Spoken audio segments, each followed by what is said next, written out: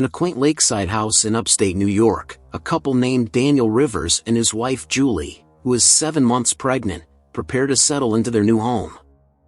Daniel, a university professor, and Julie are excited about their growing family and the prospect of a fresh start. The house, although old, possesses a certain charm that captivates them. During the renovation process, one of the workers discovers an old bracelet while performing maintenance on the drain. Mistakenly assuming it belongs to Julie, he hands it to her. Despite the bracelet not being hers, Julie decides to keep it, intrigued by its history and allure.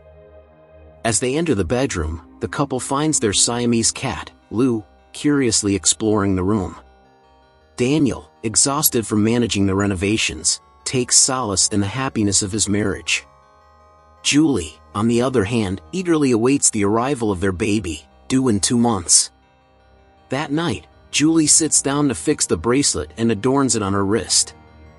Just as she picks up a box she brought with her, she hears a faint child's whisper echoing down the hall. Lou, the observant cat, reacts to the sound, hissing at a tarp-covered doorway. Intrigued, Julie follows Lou and investigates, only to find an empty space beyond the tarp. Suddenly, Daniel startles Julie, leading her to the room intended for their soon-to-be-born baby. Excitedly, he shows her the crib and the video-equipped baby monitor, connected to a microphone. Overjoyed by the prospects of parenthood, they continue with their evening. Later that night, the couple attends an academia banquet hosted by Dean Whittier and his wife. Engaging in conversation, Julie discusses their move to the lakeshore house with Dean's wife. Inquisitive about Julie's pregnancy, Dean's wife asks if this is her first child. However, before Julie can respond, Daniel interjects, affirming that it is indeed their first child. Returning home after the banquet, an argument ensues between Julie and Daniel. It is revealed that they had experienced the tragedy of a stillborn son several years ago, a fact Daniel had not been forthcoming about. Julie is upset by Daniel's lack of honesty and confronts him about their loss. In the midst of their heated exchange, Julie catches sight of a young boy and, startled, trips and falls, injuring herself. Awakening in the hospital, Julie and Daniel meet with Dr. Meadows, the attending physician. Dr. Meadows reassures them that despite the fall causing a partial placental abruption, both Julie and the baby are safe. However, as a precaution, Julie is placed on mandatory bed rest for the remainder of her pregnancy. With 8 weeks left until delivery, she is advised against any physical strain, including driving and heavy lifting. Dr. Meadows emphasizes the importance of avoiding stress, urging the couple to halt all renovations until after the baby's birth. Following her discharge from the hospital, Julie is helped into bed by Daniel, who attempts to lift her spirits by showcasing the various conveniences he has arranged in the bedroom. On her first day of bed rest, with 55 days remaining until the due date, Julie spends her time working on her laptop, watching television, and using a grabbing tool to play with Lou.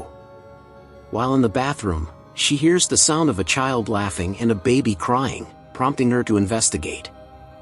As she approaches a crackling closet door, it mysteriously opens, revealing nothing behind it.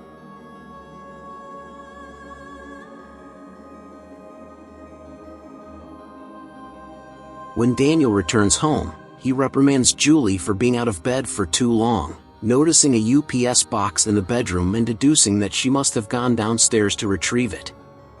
The argument reignites between Julie and Daniel as he expresses his concern about her not following the doctor's orders.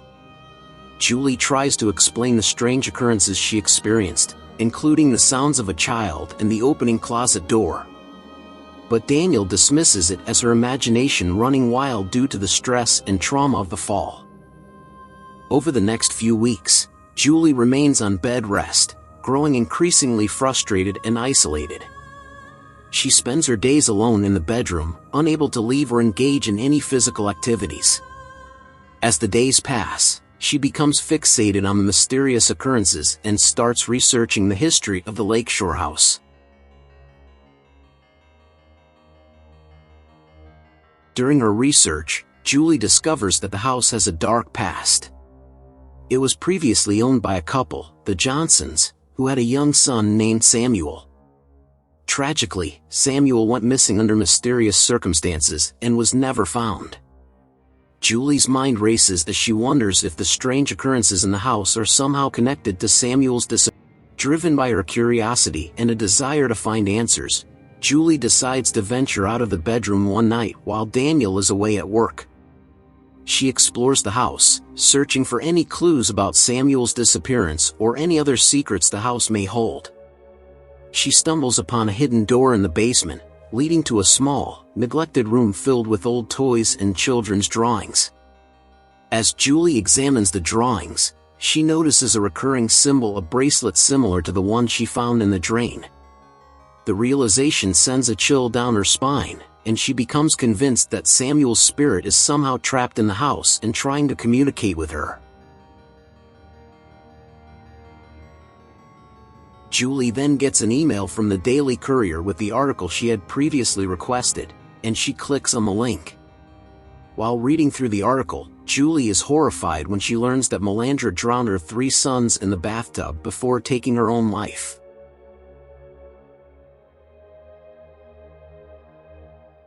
It then becomes clear to Julie that Melandra was the woman Andrew was warning her about, and that she wants to take Julie's baby so she could replace the daughter she lost.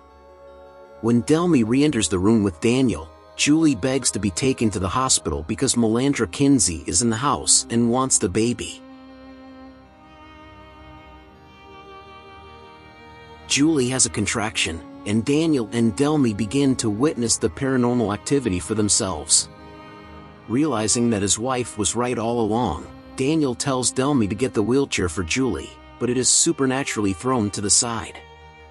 Delmy yells at Melandra to leave Julie alone, but an unseen force yanks her out the window to her death. Julie and Daniel run for their lives, but Melandra refuses to let them leave. Daniel is hit on the head with a tool and is knocked unconscious.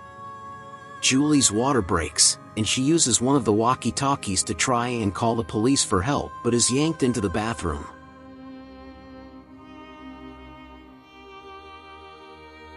And then into the unused bathtub.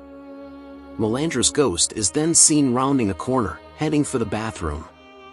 Julie gives birth to her daughter in the tub, and Melandra appears in the bathroom seconds later, attempting to suck the life out of the baby. While attempting to fight back, Julie realizes that the floor underneath the tub is made of rotted wood. She shakes the bathtub until the floor underneath her caves, sending the tub crashing down to the first floor with Julie and the baby inside. The baby is alive, but Julie is dying from her injuries. Hearing the baby crying, a now awake Daniel rushes to tend to his wife and newborn child. Awakened Julie urges Daniel to take his daughter and flee. Daniel takes his daughter and attempts to break the front doors down, but they won't budge. Melandra enters the foyer, refusing to be denied. As Melandra advances on Daniel and the baby, Julie rises up, determined to protect her daughter. She puts Melandra into a chokehold, loudly proclaiming "This is my child" before ordering the ghost to leave. Melandra is sucked out and banished to the afterlife. Reveling in her victory, Julie calls out to Daniel, but he does not hear her. Paramedics arrive at the house, and Daniel yells to them for help. Julie then sees her own corpse amongst the wreckage of the bathtub, and comes to the realization that she has died. As Julie watches the paramedics frantically attempt to revive her, she breaks down in sorrow before the little boy's ghost appears and guides her to a room where Andrew is waiting for her in a crib. Julie holds Andrew in her arms, overjoyed to finally have the experience she had been robbed of years ago. As Julie readies herself to enter heaven with her son, she feels herself being summoned back to her body. Delmy's ghost appears, and Julie, realizing that her husband and newborn daughter need her, asks Delmy to take care of her son until her time is up. Delmy agrees, and Julie bids her son farewell. Julie then watches as Delmy ascends to heaven with Andrew before being revived by the paramedics.